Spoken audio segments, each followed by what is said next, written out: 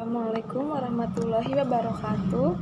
Perkenalkan, nama saya Rismayanti dari program studi akuntansi kelas A. Di sini saya akan menyampaikan materi tentang toharo atau sesuci. Yang pertama ada pengertian toharo. Toharo menurut bahasa artinya bersuci atau sesuci. Menurut syara atau istilah adalah membersihkan diri, pakaian, tempat, dan benda-benda lain dari najis dan hadis.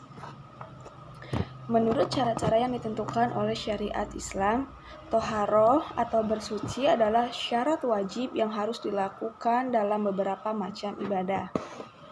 Seperti Quran Surat Al-Maidah ayat 6.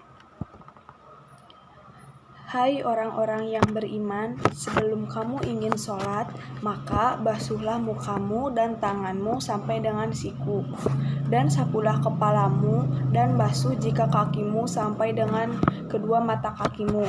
Dan jika kamu junub, maka mandilah.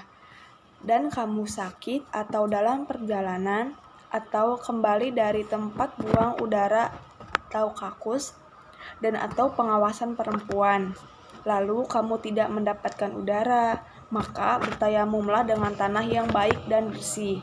Sapulah mukamu dan tanganmu dengan tanah itu. Allah tidak menyaring kamu, tetapi Dia pasti ingin membersihkan kamu dan menyempurnakannya. Kamu bersyukur. Quran Surat Al-Maidah ayat 6. Toharo atau bersuci menurut pembagiannya dapat dibagi menjadi dua, yaitu ada bersuci secara lahiriah dan bersuci secara batiniah.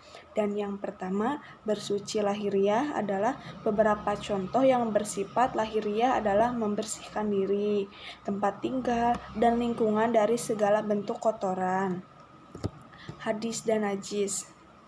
Membersihkan diri dari najis adalah membersihkan badan, pakaian, atau tempat yang didiami dari kotoran sampai rasanya hilang rasa bau dan warnanya. Terdapat pada Quran Surat Al-Mudaththir ayat 4. Dan yang kedua, bersuci batiniah adalah membersihkan jiwa dari kotoran batin berupa dosa dan perbuatan maksiat seperti iri, dengki, takabur, dan lain-lain. Cara membersihkannya yaitu dengan taubatan nasuha, yaitu memohon ampun dan tidak akan membatalkannya lagi. Perkara toharo. Perkara toharo ada berapa sih? Jadi perkara toharo itu ada 5. Dan yang pertama ada alat bersuci seperti air, tanah, dan sebagainya. Dan yang kedua ada cara bersuci. Dan yang ketiga jenis najis yang perlu disucikan. Dan yang keempat ada benda yang wajib disucikan. Dan yang kelima ada sebab-sebab atau keadaan yang menyebabkan wajib suci. Macam-macam toharoh itu ada 2. Yang pertama ada toharoh manawiyah atau disebut dengan toharoh hati atau rohani. Dan yang kedua ada toharoh nisiyah yang berarti toharoh badan atau jasmani. Yang pertama ada toharoh manawiyah atau toharoh kolbu atau hati, yakni mensucikan diri dari syirik dan maksiat dengan bertauhid dan melakukan kegiatan amal soleh agar senantiasa dekat dengan Allah Subhanahu wa Ta'ala. Toharoh ini bisa dikatakan sebagai toharoh yang paling utama dibandingkan toharoh nisiyah, karena toharoh nisiyah tidak bisa dilaksanakan jika hati kita belum suci. Karena sebagai seorang muslim kita harus mensucikan diri dan jiwa dari perbuatan syirik dan munafik, pun dari kegiatan maksiat seperti dengki, iri, sombong, dendam, riya, dan lain-lain. Dan yang kedua ada toharoh nisiyah atau toharoh badan dan jasmani. Toharoh nisiyah merupakan toharoh yang mensucikan diri serta bagian tubuh dari hadas. baik hadas kecil maupun hadas besar, serta najis dan segala jenis kotoran. Untuk menghilangkan hadas kecil harus berwudu, dan untuk menghilangkan hadas besar yaitu harus mandi wajib. Namun ramah lingkungan, maka kita harus melakukan tayamum dengan tanah atau debu. Lingkup toharoh. Toharoh dengan air seperti wudhu dan mandi besar atau junub. Dan ini adalah bentuk bersuci secara asal. Toharoh dengan tanah atau debu yakni tayamum, itu sebagai pengganti air ketika tidak ada air ataupun sedang berhalangan dengan air. Dan juga ada jenis-jenis najis. Najis merupakan kotoran yang wajib dijauhi dan wajib dibersihkan bila terkena badan seorang muslim. Najis itu dibedakan menjadi 3. Yang pertama ada najis mukhafafah, yaitu najis ringan, dan yang kedua ada najis mutawasito, najis sedang, dan yang ketiga ada najis mugholado, yaitu najis besar. Dan yang pertama ada najis mukhafafah atau najis ringan, yaitu najis ini dapat dihilangkan hanya dengan memicirkan air. Contoh najis mukhafafah adalah air kencing bayi laki-laki yang belum makan, ataupun kecuali makannya cuman air susu ibunya.